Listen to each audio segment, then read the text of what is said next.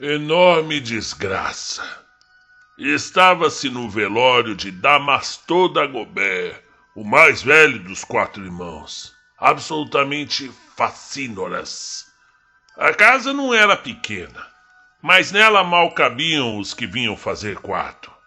Todos preferiam ficar perto do defunto, todos temiam mais ou menos os 3 vivos. Demos os Dagoberts, gente que não prestava. Viviam em estreita desunião, sem mulher em lar, sem mais parentes, sob a chefia despótica do recém-finado. Este fora o grande pior, o cabeça, o ferrabraz e mestre, que botara na obrigação da ruim fama os mais moços, os meninos, segundo o seu rude dizer. Agora, porém, durante que morto, em não tais condições, deixava de oferecer perigo, possuindo, no acesso das velas, no entre algumas flores, só aquela careta sem querer, o queixo de piranha, o nariz torto e seu inventário de maldades. Debaixo das vistas dos 3 em luto, devia-se-lhe, contudo, guardar ainda acatamento. Convinha. Serviam-se vez em quando café, cachaça queimada, pipocas, assim, aos usos. Soavam um vozeiro simples, baixo, dos grupos de pessoas, pelos escuros ou no foco das lamparinas e lampiões. Lá fora, a noite fechada. Tinha chovido um pouco.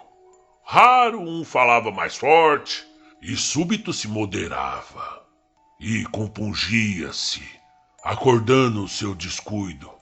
Enfim, igual ao igual, a cerimônia, a moda de lá.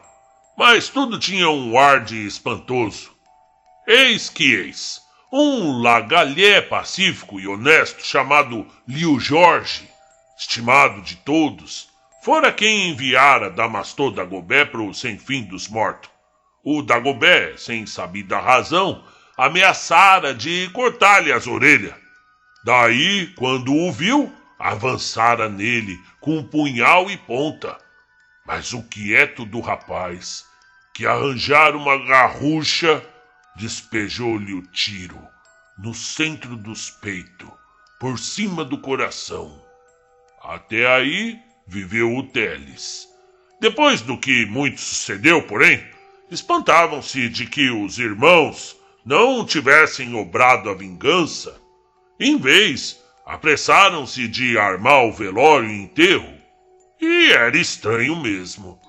Tanto mais que aquele pobre Leo Jorge permanecia ainda no arraiar, solitário em casa, resignado já ao péssimo, sem ânimo de nenhum movimento. Aquilo podia-se entender. Eles, os Dagobert sobrevivos, faziam as honras devidas, serenos e até sem folia, mas com alguma alegria. Derval, o caçula, principalmente, se mexia, social, tão diligente para os que chegavam ou estavam, desculpe os maus tratos. Doricão, agora o mais velho, mostrava-se já solene sucessor de Damastor, como ele, corpulento, entre o leonino e o muar, o mesmo maxilar avançado e os olhinhos no veneno.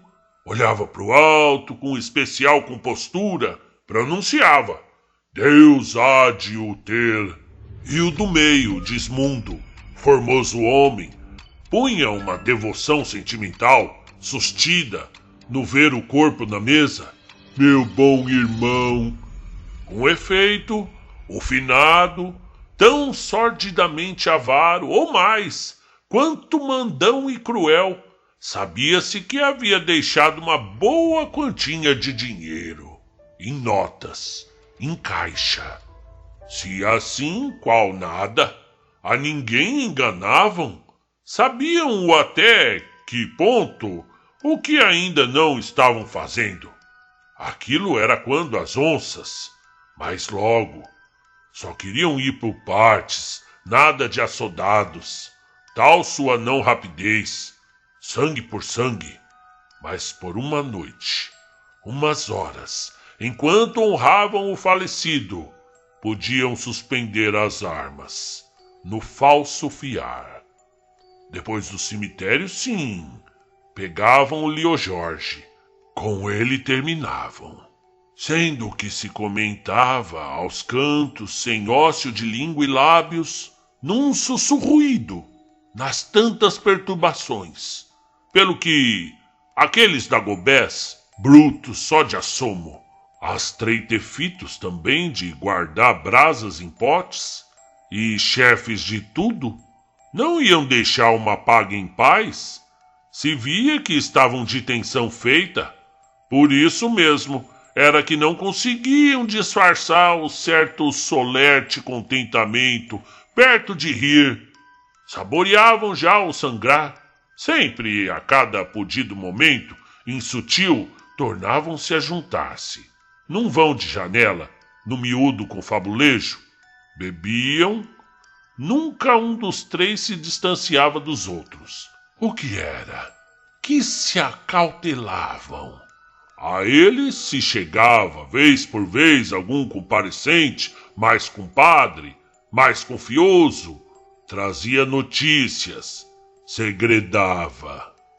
O assombrável, iam-se e vinham-se no estiar da noite, e o que tratavam no propor era só a respeito do rapaz Lio Jorge, criminal de legítima defesa, por mão de quem o Dagobé Damastor fizera a passagem daqui.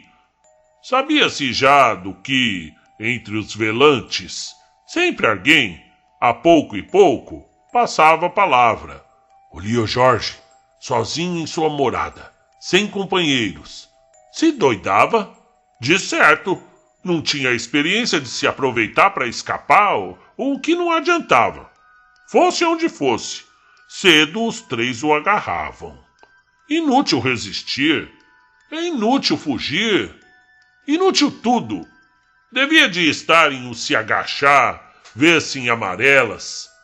Por lá, borrufado de medo, sem meios, sem valor, sem armas, já era alma para sufrágios. E não é que no ento... Só uma primeira ideia.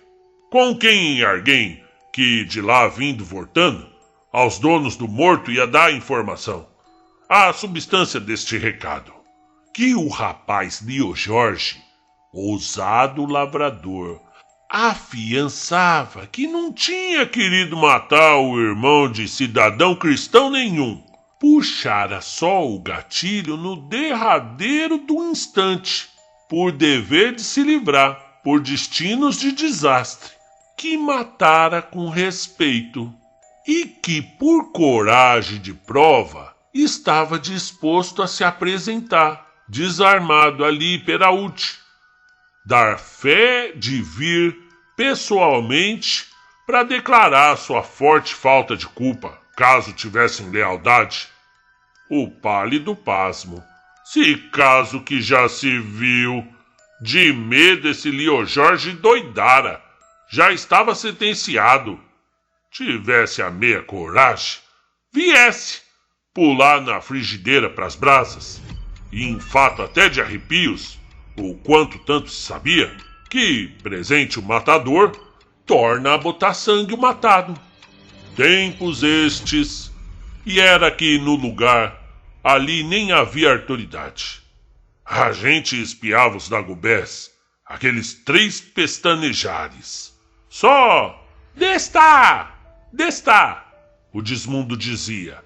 E o Derval, se esteja a gosto. Hospedoso, a casa honrava.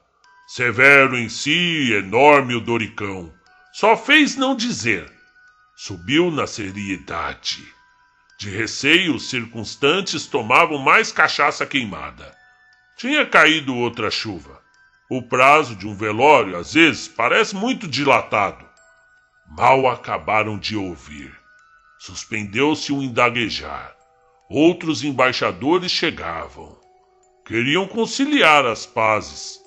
Ou por urgência na mardade, a estúrdia proposição, a qual era que o Lio Jorge se oferecia para ajudar a carregar o caixão. Ouviu-se bem? Um doido!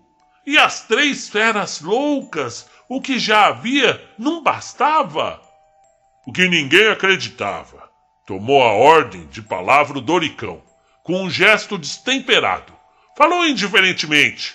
Dilatavam-se-lhe os olhos, aqueles olhos frios, e então que sim, viesse, disse depois do caixão fechado. A tramada situação. A gente vê o inesperado. Se... A gente ia ver, à espera. Com os soturnos pesos nos corações. Um certo espalhado susto, pelo menos. Eram horas precárias. E despontou devagar o dia. Já amanhã, o defunto fedia um pouco. Sem cena. Fechou-se o caixão sem graças. O caixão de longa tampa. Olhavam com ódio os Dagobés. Fosse ódio do Lio Jorge. Suposto isso, cochichava-se. Rumor geral. O lugubrulho. Já que já, ele vem. E outras concisas palavras. De fato, chegava. E tinha-se de arregalar em par os olhos. Harto, o moço Lio Jorge, varrido de todo o atinar. Não era animosamente, nem sendo por afrontar. Seria assim, de alma entregue, uma humildade mortal. Dirigiu-se aos 3. Com Jesus, ele com firmeza.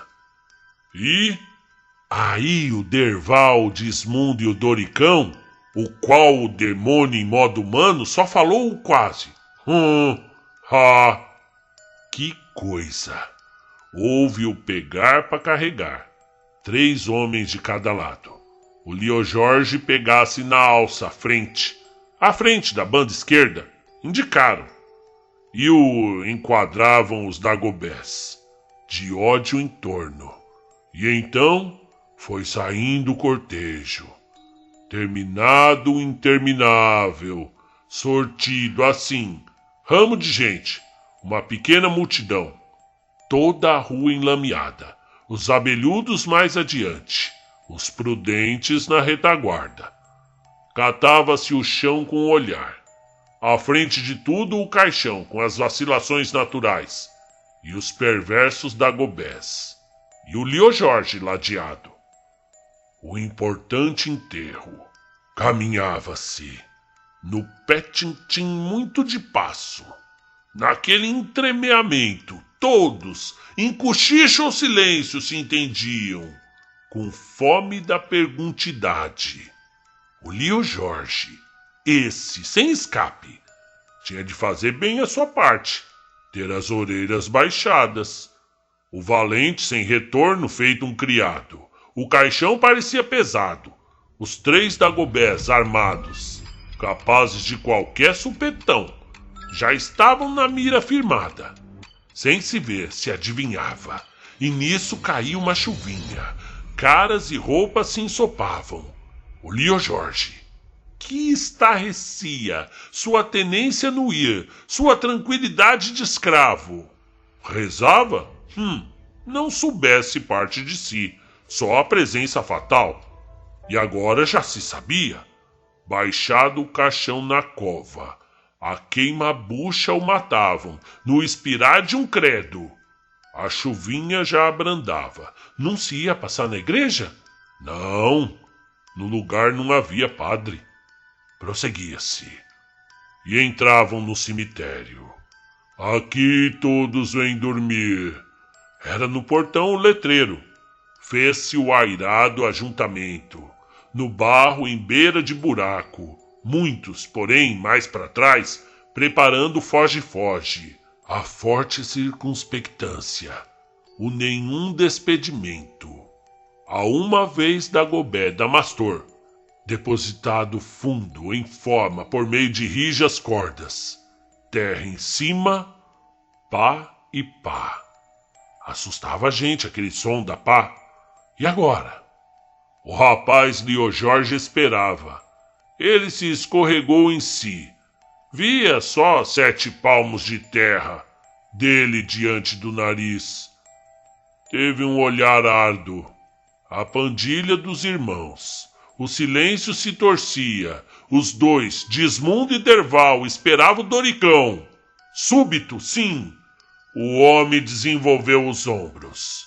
Só agora viu o outro em meio àquilo? Olhou-o curtamente. Levou a mão ao cinturão. Não. A gente era que assim previa. A falsa noção do gesto. Só disse e subitamente ouviu-se: Moço, o senhor vá. Se recolha. Sucede que o meu saudoso irmão é que era um diabo de danado.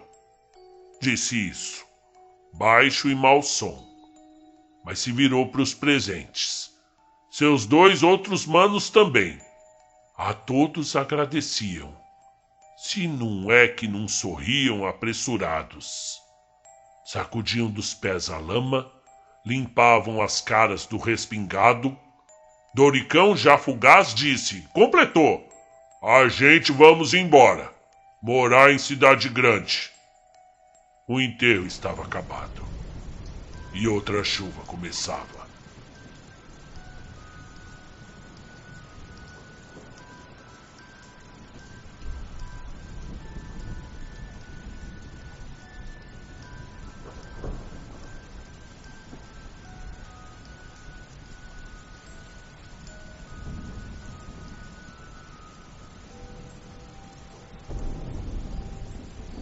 Conta um Conto e Literatura Brasileira Audiolivros apresenta de Guimarães Rosa, Os Irmãos Dagobert. Narração: Marcelo Fávaro.